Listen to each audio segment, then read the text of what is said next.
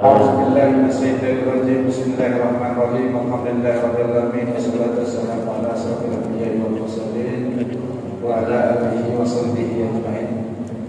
Yang kami hormati jemaah Masjid Aniyatul Rahimin yang dirahmati Allah Subhanahu wa taala.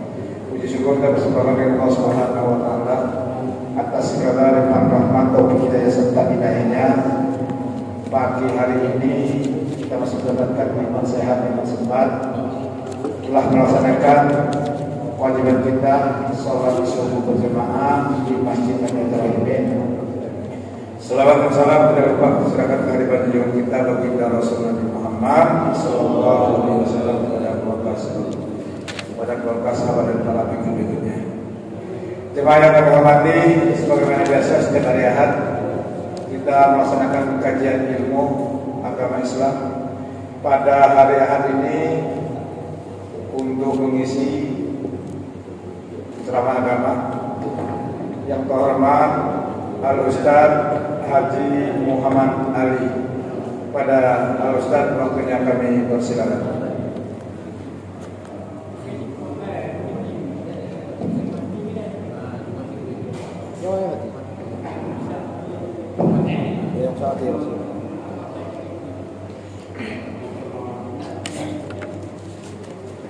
Assalamualaikum warahmatullahi wabarakatuh.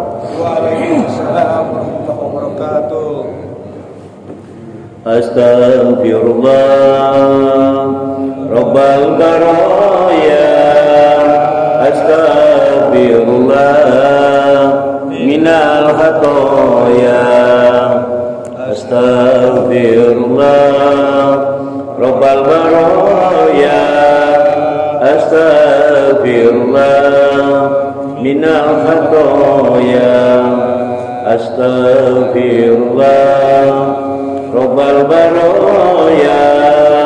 Astaghfirullah minal khatoya.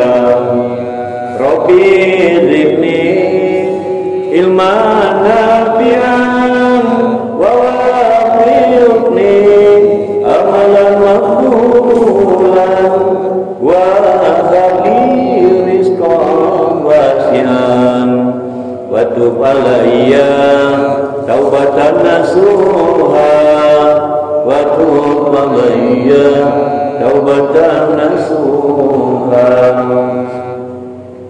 Alhamdulillahirabbil alamin. Wassalatu wassalamu ala asyrofil anbiya'i wal mursalin wa ala alihi wa sahbihi ajmain. Asyhadu la ilaha illallah wa asyhadu anna Muhammadar Rasulullah. Allahumma shalli ala sayidina Muhammad wa ala ali sayidina Muhammad. Wallahu ta'ala fil Qur'anil Karim. Bismillahirrahmanirrahim. Kuntum khairu ummati ukhrijat linnasi ta'muruna bil ma'ruf wa tanhauna 'anil munkar wa tu'minuna billah. Shadaqallahul azim. Kami hormati para alim ulama, pemuka masyarakat, pemerintah setempat, pengurus Masjid Aniyatul Rahimin Kota Lubuk yang dimuliakan Allah Subhanahu wa taala, ibu majelis taklim. Tentunya bersyukur kita kepada Allah Azza wa Jalla bahwasanya kita dapat berkumpul di dalam masjid yang dimuliakan Allah ini dalam rangkaian kita yaitu pengajian atau majelis taklim, majelis ilmu di pagi Jumat, di pagi Minggu di bulan Oktober 2024 ini. Salam dan salam diaturkan kepada junjungan kita Nabi besar Muhammad sallallahu alaihi wasallam telah membawa kita dari alam yang gelap gulita dan sekarang kita berada di alam yang terang benderang. Insyaallah di pada masa nanti kita akan mendapat syafaat dari beliau. Amin ya rabbal alamin. Bapak Ibu yang kami hormati, kita terus menyambung dari rangkaian pengajian kita tentang hadis qudsi, di mana hadis qudsi ini dalam rangkaian tentang syukur dan sabar. Diriwayatkan dalam hadis qudsi, ya Isa inni ba'izun min ba'dika ummatun inna ashabahum ma yuhibbuna hamidun tazkirahu wa in azabahum ma yakrahum tashabu wa sabaru wal ahili wal ilmi qala ya rabbi kaifa yakunu hadza lahum wala ilman qala utiyahim min ilmi wa ilmi. Wahai Isa, kata Allah, pasti aku, kata Allah, bangkitkan setelah kamu satu umat. Apabila mereka peroleh yang mereka sukai, mereka memuji Allah dan bersyukur. Apabila mereka peroleh yang mereka tidak senangi, mereka tetap tekun dan sabar. Padahal mereka tidak berlapang dada ataupun berilmu. Isa berkata, ya Rabbi, bagaimana mungkin hal ini bisa terjadi kepada mereka padahal mereka tidak berlapang dada atau berilmu? Allah Subhanahu wa taala berfirman, aku beri mereka kelapangan dada dan ilmu dari sebagian sifatku, kata Allah. Ibu yang kami hormati, Nabi Isa itu dikatakan oleh Allah satu ketika umat kamu itu, katanya, kaget mereka itu apa yang tidak mereka sukai, mereka memuji Allah. Jadi walaupun dia tidak disukainya, yang dia dapatkan tetap dia memuji Allah dan bersyukur. Apabila mereka yang mereka tidak senangi, mereka tetap tekun dan sabar. Tanian berarti satu masa itu ada umat. Kemudian Nabi Isa berkata, ya Rabbi, engkau baca saya itu. Padahal dia tidak berlapang dada, dia tidak berilmu, tapi dia tetap syukur atau sabar. Kata Allah, nanti aku akan berikan, kata Allah, mereka kelapangan dada dan ilmu dari sebagian sifatku, kata Allah.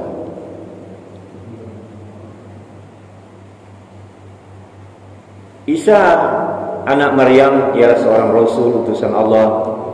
Kemudian beliau termasuk salah seorang ulil azmi di antara para Rasul.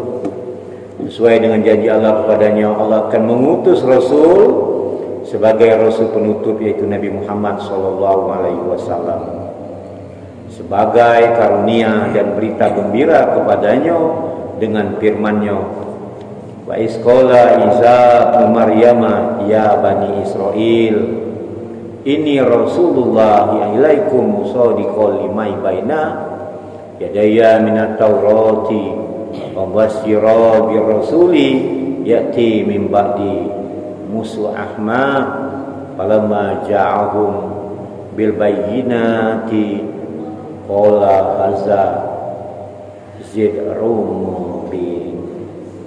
Ingatlah ketika Isa putra Maryam berkata, wahai Bani Israel, sesungguhnya saya adalah Rasul utusan Allah, kata Isa, pada kalian. Sebagai bukti ini, yaitu kitab Taurat yang ada di hadapanku, kata Isa, dan memberikan kabar gembira akan kedatangan seorang Rasul setelah aku yang bernama Ahmad, yaitu Nabi Muhammad SAW. Tapi ketika Rasul itu telah datang kepada mereka dengan bukti-bukti yang jelas, mereka berkata, ini adalah sihir yang nyata. Jadi Nabi Muhammad diutuskan Allah, dihadirkan Allah. Banyak umat mengatakan Nabi Muhammad itu seorang yang datang, seorang yang tukang sihir yang nyata. Apalagi kita nak ngajak orang jalan baik di ujung zaman ini. Kadang-kadang tuh kita ngajak jalan baik, belum tentu artinya akan ikut ke jalan yang baik, itu akan berpaling. Nabi Isa alaihissalam disebut juga Al-Masih atau Kalimatullah atau Ruhullah. Dalam Al-Quran beliau mendapat julukan orang terkemuka di dunia dan akhirat. Beliau sendiri sebagai seorang yang menjadi tanda bukti kebesaran dan kekuasaan Allah. Karena Nabi Isa dilahirkan oleh Maryam, seorang gadis tanpa bapak. Beliau memperoleh jasad yang baik sekali dari Allah Subhanahu wa taala.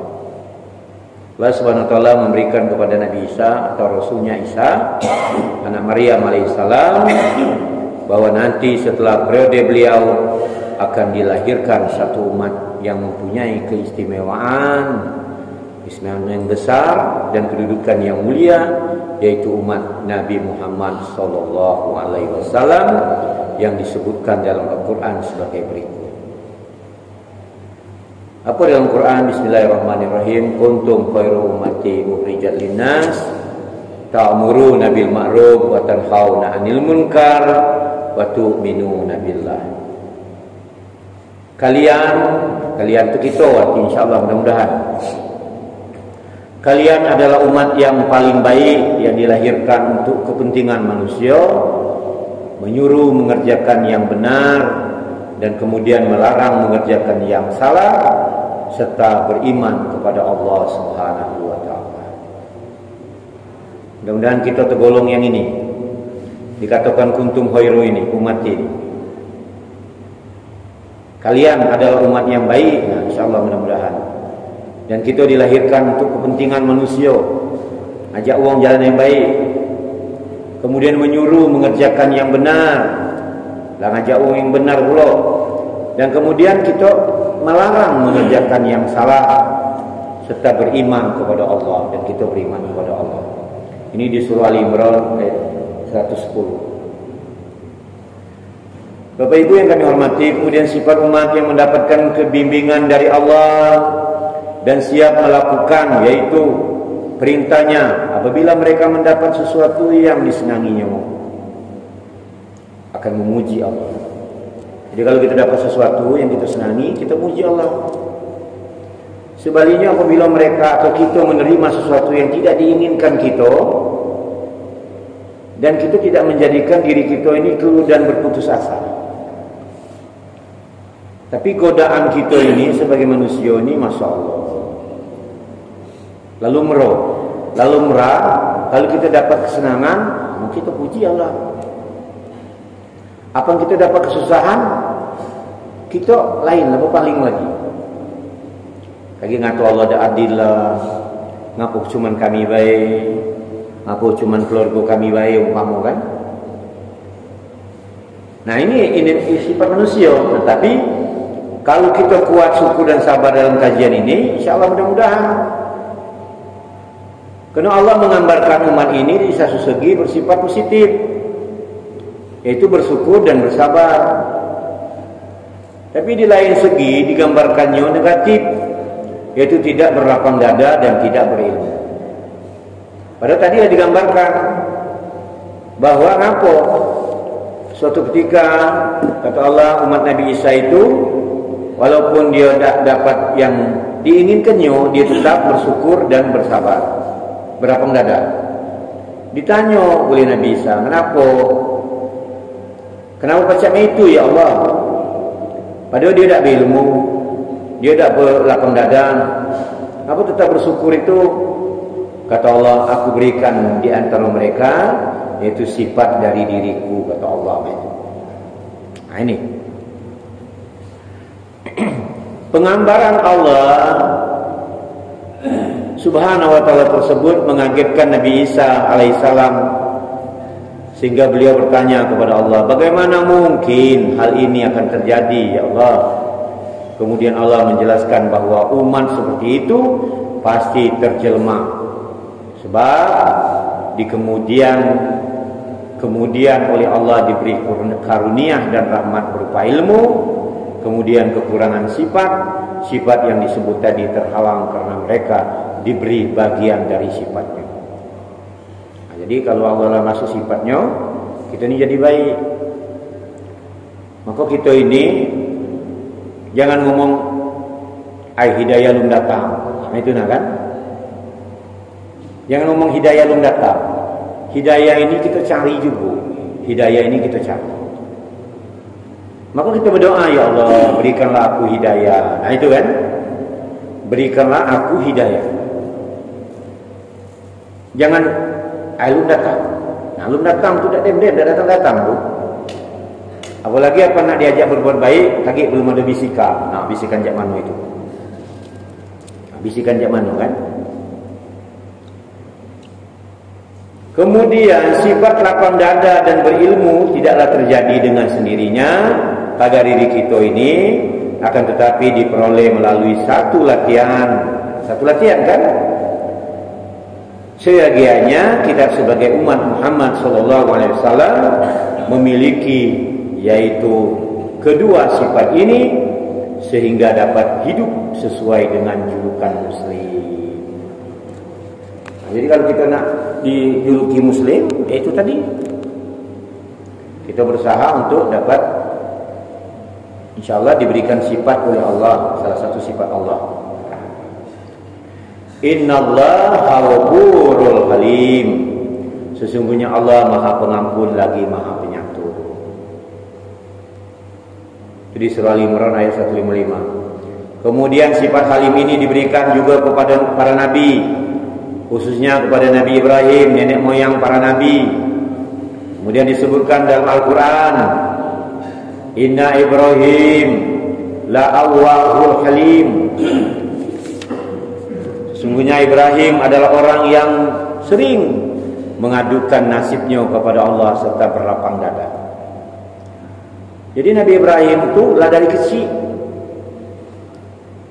Nabi Ibrahim itu dilahirkan dalam satu buah gua.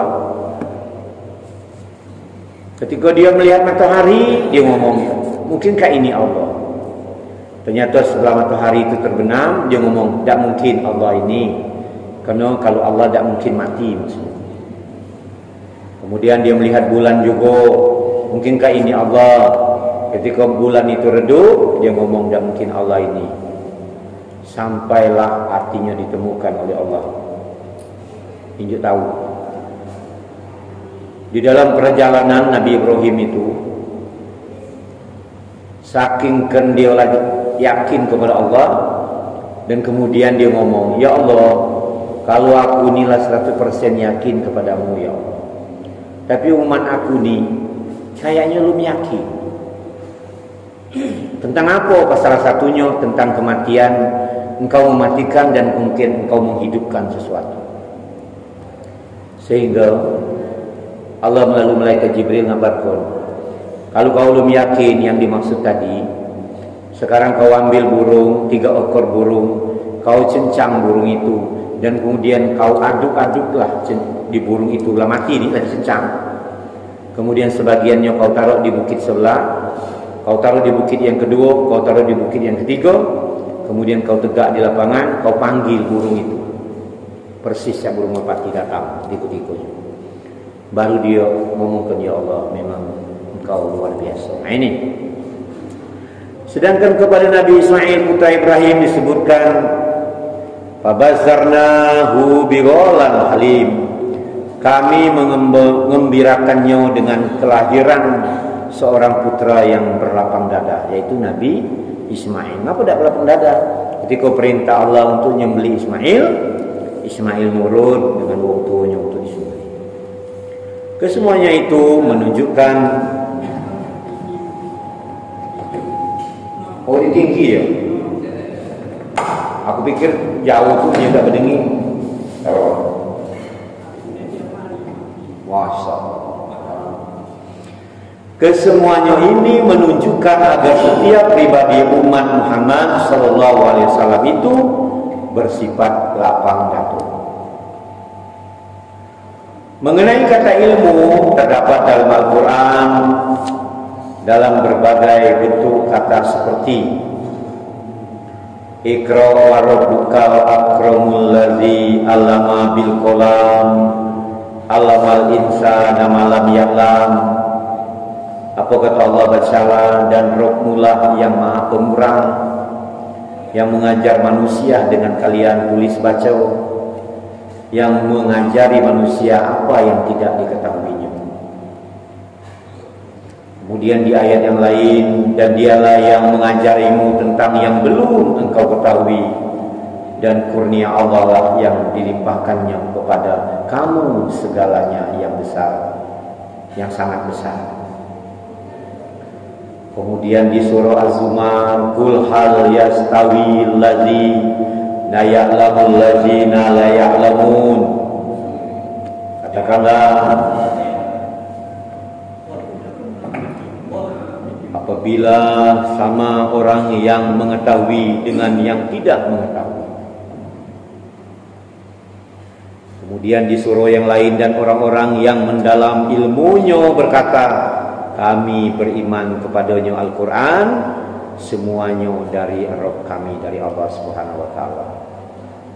Jadi kita ini segalanya apa baik kita serahkan kepada Allah Subhanahu wa taala. Mun kita berserah diri kepada Allah Subhanahu wa taala, mudah-mudahan Allah akan memberikan kelapangan dada untuk kita ini. Dengan apa? Dengan ilmu dan dengan sifatnya Allah Subhanahu wa taala. Tetapi di antara orang-orang yang mendalam ilmunya, di antara mereka dan kaum mukminin, kemudian mereka beriman kepada apa yang diturunkan kepadamu Al-Quran. Maka pokoknya kita ni baca tiap hari itu, ya jangan waktu solat bela kita baca ayat Al-Quran, kan? Apa ayat yang dibaca kita setelah Fatihah itu, Fatihah juga Al-Quran, dan kemudian kita baca ayat-ayat yang lain juga sudah Al-Quran. Tapi alangkah baiknya hari-hari kita tu sekali jadilah, ibarat dalam sehari itu buka Al-Quran, maca 2-3 ayat jadilah. Mohon baca sering, alhamdulillah. Nah ini kan, apalagi Al-Quran ini sekarang lah banyak ada terjemahannya. Ada juga orang bertakwil dengan Al-Quran, ada juga kalau dia sudah belajar. Bertakwil itu macam ini, ketika Al-Quran ditutup, banyak kawan-kawan seperti itu.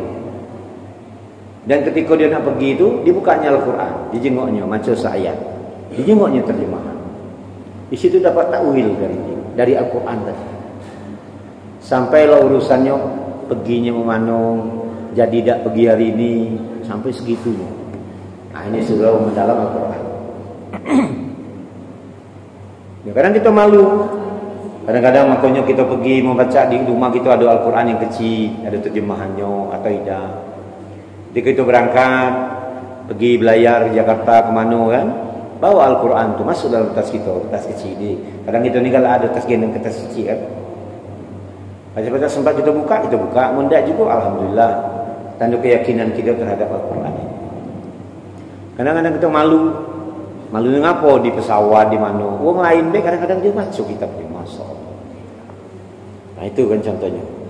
Nah tapi kita ni nak memulai itu sulit kan, kadang ada rasa malunya, ada apa, kalau biasa dah cukup. Dan orang akan semakin tertarik dan sebagian dari syiar. Dari hadis kursi di atas dapat diambil berbagai kesimpulan. Pertama, Allah telah memberikan kabar gembira kepada umat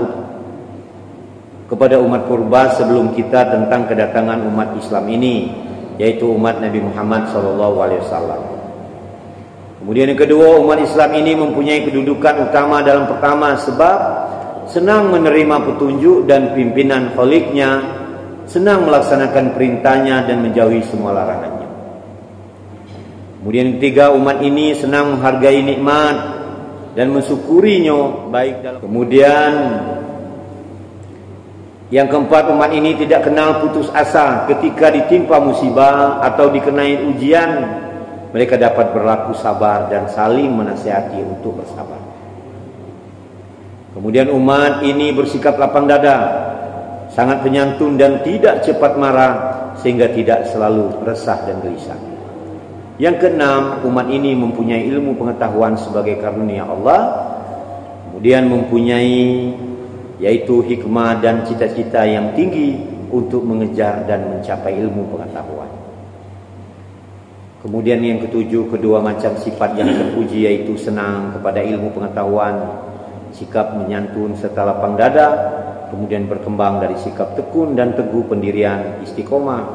Jadi kalau sudah istiqomah, nah itu lebih hebat lagi pada jalan yang hak dan mengikuti petunjuk darinya. Jadi apa yang kita lakukan tu, ada yang kata-katanya, oh dia ni sudah istiqomah melakukan kebaikan ini. Oh dia ni istiqomah nian ketika setiap hari Jumat umpama bersedekah pagi. Oh dia ni ketika hari ulang tahunnya umpama kan, dia istiqomah memberikan sesuatu kepada anak yatim umpama kan. Oh, dia setiap naik pangkat dia istiqomah ngenjuk beras dengan yang membutuhkan. Ini nama sifat istiqomah itu sifat yang terus dilakukan. Jadi istiqomah namanya. Bapak Ibu yang kami hormati, tentunya atas kajian pagi itu hari ini, ya, berbahagialah kita umat Islam, umatnya Nabi Muhammad SAW yang mengikuti perintah kholiknya, perintah Allah, dan kemudian menjauhi segala larangannya. Kemudian kita berpedoman kepada Al-Quran serta berakhlak meneladani jejaknya Rasulullah SAW. Jadi tidak usahkan jejak Rasulullah kita ikuti, jejak para sahabatnya baik, yang sahabatnya baik, yang 4 salah satu. Kita ikuti 1% baik jejaknya sahabat Nabi baik, kita ini wong yang hebat di muka bumi ini. Bayangkan jejaknya atau sunnahnya Rasulullah SAW. Dikit baik. Aku ulangi, jejak seorang sahabatnya 1% baik kita ikuti. Tidak usah 10 atau 100%. Itu kita lah wong hebat di muka bumi ini. Apalagi baca mengikuti jejaknya Rasulullah SAW. Ya, 1 atau 2, ya kan lebih ya, Masya Allah, gitu ya. Nah,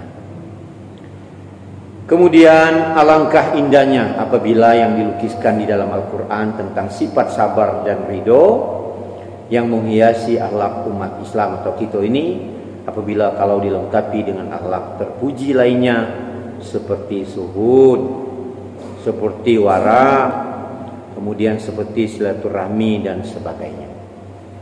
Mudah-mudahan Allah SWT menghiasi diri kita dengan sikap yang lapang dada ini dan penyantun dan berilmu pengetahuan yang tinggi serta berakhlak yang terpuji. Bapak Ibu yang kami hormati, dari rangkaian ini tentunya ada tak yang bacaan ditanya ke itu? Kak Haji Jakaria ada nak ditanyakan? Ya. Yuk. Ciri-ciri atau tanda-tanda supaya kita ini macam bersabar dan juga kita bersyukur dalam tindakan kita sehari-hari, supaya kita jadi orang yang bersyukur dan bersabar, yang gampang-gampang dalam sehari-hari. Ya sehari-hari ya. Ya pertama main ini nak. Jadi kalau kita dinjuk kebaikan, kita kan gembiraan yang itu. Ladas pokoknya. Nah di waktu kita dinjuk kesusahan, jangan kita lagi berpaling jauhnya. Tetap ladas. Tetap. Itu sehari-hari. Mana? Nah iya. Nah iya istighfar. Jatuh baik. Jadi nak nunjuk itu, cacam Pak Ustaz ala kesaro itu. Nah itulah kita pelatihan tadi. Nah di sini kan dikaji penuh latihan. Penuh latihan. Nah latihan diri tadi kan. Paling kita ngomong ya Allah ya Tuhanku. Nah, sekarang aku diberikan yang tidak ku senangi. Nah, itu. Tolonglah berikan aku. Nah, itu kan. Untuk lapang dada menerima apa yang engkau berikan saat ini. Nah nak melatih itu memang susahnya. Segala wong. Tidak kelas awam sampai kelas ilmu pun kadang-kadang tuh tidak terlatih yang kayak itu. Kalau dah dibiasakan. Tapi insya Allah mudah-mudahan. Makanya kita ini kalau sana kita galak berzikir, galak ngapu tu kan. Ketika apa pun terkejut pasti mengucap. Mengucap yang dikawinkan tadi. Kalau tidak pernah apa yang diucapkan, ya tentu ini. Ngerimlah mobil berkejut dalam travel, kita lama Masya Allah. Apa ya salam gitu kan. Dan terbiasa tadi kan. Nah itu sepertinya. Nah mudah-mudahan dengan kita berlapang dada. Memang ada kalau ngomong Allah kesabar kamu. Woi. Allah kesabar kamu, nah kalau pulau-pulau ngasuti itu. Nah, maka ada kalau uang kan ada dia lagi bersusah, dicontohkan umpamakan istrinya meninggal, uang segala meluk yang datang sabar yo.